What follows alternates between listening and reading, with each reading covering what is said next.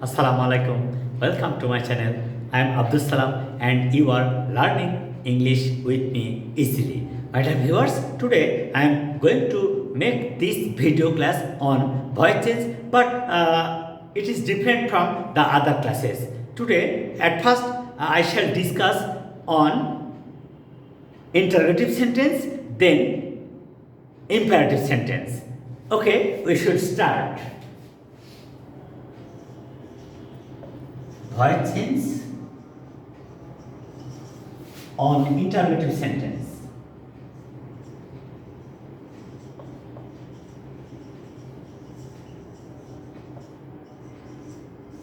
তাহলে আজকে আমরা ভয়েস চেঞ্জ করব ইন্টারোগেটিভ সেন্টেন্স সম্পর্কে।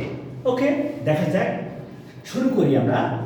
Active, does he play cricket? Does he play cricket? সে কি ক্রিকেট খেলে? এখানে একটা ইন্টারেস্টিং ব্যাপার হলো যে অ্যাক্টিভ ভয়েস যদি ইন্টারোগেটিভ থাকে, প্যাসিভ ভয়েসটাও কিন্তু ইন্টারোগেটিভ হবে। তার আগে একটু ছোট্ট বলা দরকার যে প্রেজেন্ট ইনডিফিনিট টেন্সে কোনো অক্সিলারি ভার্ব থাকে না। একে প্যাসিভ ভয়েসে রূপান্তরের সময় am, is are auxiliary verb আকারে বসে। তাহলে কিভাবে হবে দেখা যাক। এটাকে আমরা যদি প্যাসিভ ভয়েস করি, আচ্ছা এই ক্রিকেটটা আছে অবজেক্ট, সাবজেক্ট হয়ে গেল ক্রিকেট। ক্রিকেট একটা খেলার নাম সিঙ্গুলার, তাহলে ইজ প্লেড বাই হিম। এটা কিন্তু উত্তর হলো না। তাহলে উত্তরটা হবে কিভাবে? উত্তরটা হবে এটাকে আমরা প্যাসিভ ভয়েসই করব, কিন্তু ইন্টারোগেটিভ বানাবো। এই যে is cricket played by him. এবারে কিন্তু উত্তরটা হলো, আগের সেন্টেন্সটা এটা প্যাসিভ ভয়েস হয়েছিল কিন্তু উত্তর কারেক্ট হয়নি। কেন? নিয়ম বলছে যে অ্যাক্টিভ ভয়েস যদি ইন্টারোগেটিভ থাকে, প্যাসিভ ভয়েসও ইন্টারোগেটিভ হবে। সেই সূত্র অনুযায়ী এটা প্যাসিভ ভয়েস হয়েছিল কিন্তু ইন্টারোগেটিভ সেন্টেন্স হয়েছিল না। তাহলে ইন্টারোগেটিভ সেন্টেন্স হলো কিভাবে? এই যে ইজ অক্সিলারি ভার্বটা সাবজেক্টের পূর্বে গেল। তাহলে ওইটা প্রমাণিত হলো যে অ্যাক্টিভ ভয়েস যদি ইন্টারোগেটিভ থাকে, প্যাসিভ ভয়েসও ইন্টারোগেটিভ হবে। তাহলে আমাদের উত্তরটা কারেক্ট হয়ে গেল। এবারে একটা সেন্টেন্স দেখি।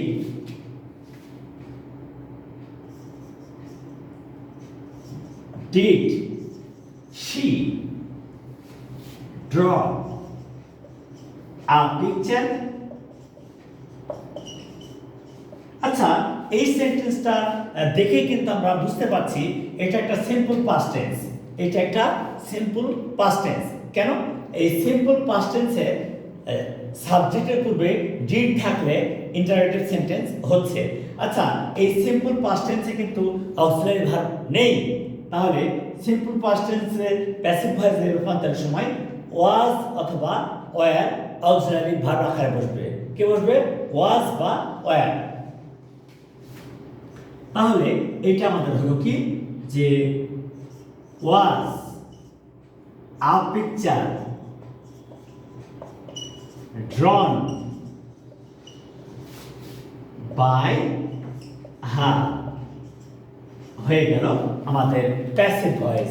তাহলে আমরা এখানে চমৎকারভাবে বলতে পারছি একটা বিষয় যে অ্যাক্টিভ ভয়েস যদি ইন্টারোগেটিভ হয়, প্যাসিভ ভয়েসটাও ইন্টারোগেটিভ হবে। আর আগের নিয়ম কিন্তু কখনো চেঞ্জ হয়নি। কি সেটা? ওই যে আমরা শুরুতে অ্যাসার্টিভ সেন্টেন্স নিয়ে কথা বলেছি, যা প্রিভিয়াস ভিডিওটা দেখলে তোমরা বুঝতে পারবা। সেটা কি? অ্যাক্টিভ ভয়েসের অবজেক্ট, প্যাসিভ ভয়েসের সাবজেক্ট, অ্যাক্টিভ ভয়েসের সাবজেক্ট, প্যাসিভ ভয়েসের অবজেক্ট, তারপর একটা বাই বসে, টেন্স অনুযায়ী অক্সিলারি ভার্ব বসে, টেন্স অনুযায়ী অক্সিলারি ভার্ব বসে। আর যে কোনো টেন্সকে প্যাসিভ ভয়েস করলে মূল ভার্বের পাস্ট পার্টিসিপল ফর্ম হয়। এই তো এই রুলসগুলো কিন্তু চেঞ্জ হয়নি। এখানে শুধু একটা ওয়ার্ড চেঞ্জ করতে হচ্ছে। সেটা কি? অ্যাক্টিভ ভয়েস যদি ইন্টারোগেটিভ থাকে, প্যাসিভ ভয়েসও ইন্টারোগেটিভ হবে। এইটুকু। আচ্ছা, সিম্পল ইন্টারোগেটিভ সেন্টেন্স শেষ হলো। এবার দেখি ডাব্লিউএস কোশ্চেন। ডাব্লিউএস কোশ্চেন কি? তাহলে শুরুতে আমরা বলবো যে সমস্ত ইন্টারোগেটিভ সেন্টেন্স WOH এই লেটারগুলি দ্বারা ওয়ার্ড গঠিত হয়, who, which, what, where, why, how, whom, whose, when, এরা হচ্ছে WH ওয়ার্ড। এই WH ওয়ার্ড দ্বারা যখন ইন্টারোগেটিভ সেন্টেন্স তৈরি হয় তখন তাকে বলা হয় WH কোশ্চেন। যেমন when did you buy your car? When did you buy your car? দেখো এটা WH ওয়ার্ড, এই WH ওয়ার্ড দ্বারা ইন্টারোগেটিভ সেন্টেন্স তৈরি হচ্ছে, তাই একে বলছি আমরা WH কোশ্চেন। তাহলে WH কোশ্চেন হলে একে যখন আমরা অ্যাক্টিভ ভয়েস থেকে প্যাসিভ ভয়েসে রূপান্তর করব তখন WH কোশ্চেন শুরুতেই বসে। when এটা কি পাস্ট টেন্স, অবজেক্ট কি ইওর কার, তাহলে ওয়াজ হবে auxiliary verb. when was your car? when was your car bought by you? এই যে চমৎকার ভাবে আমরা সহজেই করতে পারবো। এখানে তাহলে একটা ওয়ার্ড চেঞ্জ করতে হলো, সেটি কি অ্যাক্টিভ ভয়েস যদি WH কোশ্চেন হয়, প্যাসিভ ভয়েসে এই WH ওয়ার্ডটা সেন্টেন্সের শুরুতেই বসলো। এটা simple past tense, auxiliary verb, এই অবজেক্ট ছিল সাবজেক্ট হয়ে গেল, এর পূর্বে অক্সিলারি ভার্ব বসলো, এই সাবজেক্ট হয়ে গেল অবজেক্ট, তার পূর্বে একটা বাই বসলো, ভার্বের পাস্ট পার্টিসিপল ফর্ম হয়ে গেল প্যাসিভ ভয়েস। তাহলে আমরা এখানে সিম্পল ইয়েস নো কোশ্চেনের প্যাসিভ ভয়েস করলাম, WH কোশ্চেনের প্যাসিভ ভয়েস করলাম। এবারে WH কোশ্চেনের আরেকটা উদাহরণ দেব, দেখো তো।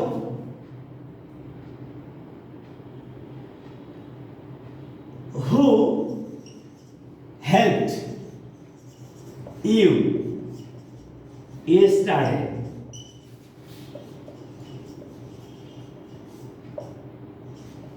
দেখো হু হেল্পড ইউ ইয়েস্টারডে, গতকাল কে তোমাকে সাহায্য করেছিল? তুমি শুরুতেই দেখলা যে হু এটা WH ওয়ার্ড এবং সাবজেক্ট, এটা WH ওয়ার্ড এবং WH ওয়ার্ড এবং সাবজেক্ট। তাহলে নিয়ম বলছে যে অ্যাক্টিভ ভয়েস যদি WH কোশ্চেন হয়, প্যাসিভ ভয়েসে WH ওয়ার্ডটা সেন্টেন্সের শুরুতে বসবে। এই ক্ষেত্রেও কিন্তু তাই হবে, কিন্তু এই হু এর অবজেক্ট ফর্ম হচ্ছে হোম, তাহলে তার পূর্বে একটা বাই বসবে, তাহলে বাই হোমটা শেষে না বসবে শুরুতেই। তাহলে কি হবে? এটাকে আমরা প্যাসিভ ভয়েস করলে হবে by whom, by whom you, subject হলে ওয়্যার হবে, by whom were you helped yesterday. এই যে তাহলে আমরা কি শিখলাম? আমরা শিখলাম যে অ্যাক্টিভ ভয়েস যদি WH কোশ্চেন হয়, প্যাসিভ ভয়েসও WH কোশ্চেন হবে, এর কোনো ব্যত্যয় ঘটবে না। একইভাবে যেহেতু এখানে WH ওয়ার্ড হোয়েন বসছে, এখানে WH ওয়ার্ড হচ্ছে হু, এর অবজেক্ট ফর্ম হচ্ছে হোম, নিয়ম অনুযায়ী সাবজেক্টটা অবজেক্ট হয়ে তারপর একটা বাই বসার কথা, যেহেতু WH ওয়ার্ড তাই শুরুতেই বসলো। আশা করি তোমাদের এই ইন্টারোগেটিভ সেন্টেন্স নিয়ে আর কোনো সমস্যা থাকবে না। এবারে আমরা যাব ইম্পারেটিভ সেন্টেন্স নিয়ে কাজ করব, যে ইম্পারেটিভ সেন্টেন্সকে কিভাবে সহজেই প্যাসিভ ভয়েস করা যায়। আসলে এই ভয়েস চেঞ্জটা অত্যন্ত চমৎকার এবং সহজ, শুধু সামান্য কিছু রুলস যদি আমরা মনে করতে পারি তাহলেই হয়ে গেল, তাছাড়া আর তেমন কোনো কঠিন কাজ নয়। ইম্পারেটিভ,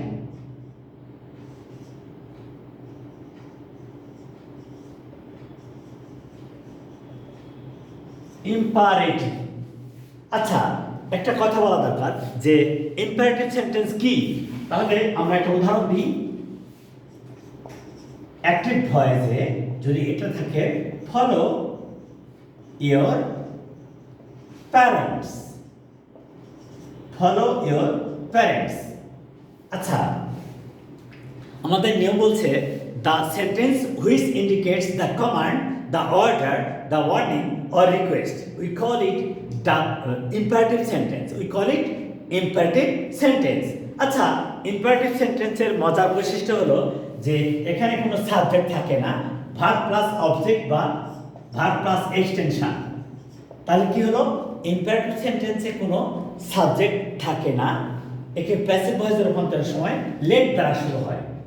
এটাকে আমরা প্যাসিভ ভয়েস করলে কি হবে, লেট। তারপরে অবজেক্ট বসবে, let your parents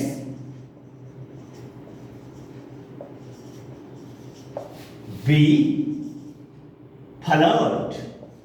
late your parents be followed. তাহলে আমরা এখানে কি শিখলাম, যে যখন এই সেন্টেন্সটা ইম্পারেটিভ থাকবে, যদি অ্যাক্টিভ ভয়েস থাকে তাহলে কি হবে, এই যে ভার্ব প্লাস অবজেক্ট এভাবে থাকবে। এটাকে আমরা যখন প্যাসিভ ভয়েস করব তখন শুরু হবে কি, লেট দ্বারা, let plus object, let plus object. এই বি ভার্বটা তোমাকে ধরে নিতে হবে, বি ভার্ব। তারপরে ভার্বের past participle form, past participle form of verb. এই যে এই স্ট্রাকচার ফলো করলে কিন্তু ইজিলি তুমি প্যাসিভ ভয়েস করতে পারবা। তাহলে আমরা কি শিখলাম, যে একটা ইম্পারেটিভ সেন্টেন্সে কোনো সাবজেক্ট থাকে না, একে প্যাসিভ ভয়েসে রূপান্তরের সময় লেট দ্বারা শুরু করতে হয়। হ্যাঁ, লেট হলো, তারপরে অবজেক্ট বসে। এই সেন্টেন্সের অবজেক্ট হচ্ছে ইওর প্যারেন্টস। এই সেন্টেন্সের অবজেক্টটা হচ্ছে ইওর প্যারেন্টস। আর তারপরে একটা বি ভার্ব ধরে নিতে হয়। তাহলে এই বি ভার্ব বসলো, আর তারপরে এই ভার্বের পাস্ট পার্টিসিপল ফর্ম হয়, পাস্ট পার্টিসিপল ফর্ম। আশা করি তোমরা বুঝতে পেরেছো, এখানে একদম সহজেই প্যাসিভ ভয়েস করা যায়। এরপরে যে সেন্টেন্সটা, সেটা একবারে চমৎকারভাবে প্যাসিভ ভয়েস করা যাবে সেটা। আচ্ছা, অ্যাক্টিভ ভয়েস যদি নেগেটিভ হয়, don't waste time, don't waste time. তাহলে এই নেগেটিভ সেন্টেন্সকে প্যাসিভ ভয়েস করলে লেট নট দ্বারা প্যাসিভ ভয়েস হয়। কেমন, লেট নট অবজেক্টের টাইম, লেট নট টাইম একটা বি ভার্ব, মূল ভার্বের past participle form wasted, let not time be wasted, let not time be wasted, let not time be wasted. তাহলে আমরা কি শিখলাম, যে নেগেটিভ অ্যাক্টিভ ভয়েস যদি নেগেটিভ হয়, তাকে প্যাসিভ ভয়েসে রূপান্তরের সময় লেট নট দ্বারা শুরু হয়, লেট নট দ্বারা শুরু হয়। আশা করি তোমাদের এখানে আর কোনো সমস্যা নেই। আচ্ছা, অ্যাক্টিভ ভয়েস যদি লেট দ্বারা শুরু হয়, let her Singh, let her Singh a song, let her Singh a song. যদি অ্যাক্টিভ ভয়েসটা লেট দ্বারা শুরু হয়, তাহলে তোমাকে ভাবতে হবে এইটা সেন্টেন্সে নেই, এটা নেই, এটা নেই। এইটুকু প্যাসিভ ভয়েস করতো, passive. Let a song, let a song be sung by her. খুব মজার ব্যাপার কিন্তু। তাহলে আমরা কি শিখলাম, অ্যাক্টিভ ভয়েস যদি লেট দ্বারা শুরু হয়, প্যাসিভ ভয়েসটাও লেট দ্বারা শুরু হবে। তারপরে আগের নিয়ম কি, এই যে অবজেক্টটা চলে আসলো এখানে, অবজেক্ট, তারপরে বি ভার্ব ধরে নিলাম, আর এই ভার্বের পাস্ট পার্টিসিপল ফর্ম হয়ে গেল। আর এই যে লেটের পরে যে পার্সোনাল অবজেক্ট থাকবে, সেই অবজেক্টটা শেষে বসে তার বদলে বাই। আশা করি তোমাদের এই ভিডিওটার শুরু থেকে শেষ পর্যন্ত দেখলে, এবং এর পূর্বের যে ভিডিওগুলো আছে ভয়েস সম্পর্কে, সেগুলি যদি তোমরা নিয়মিত দেখো, ভয়েস চেঞ্জ নিয়ে আর কোনো সমস্যা থাকবে না। So my dear viewer, please follow this video from the beginning to the end and try to learn voice easily. Assalamu alaikum.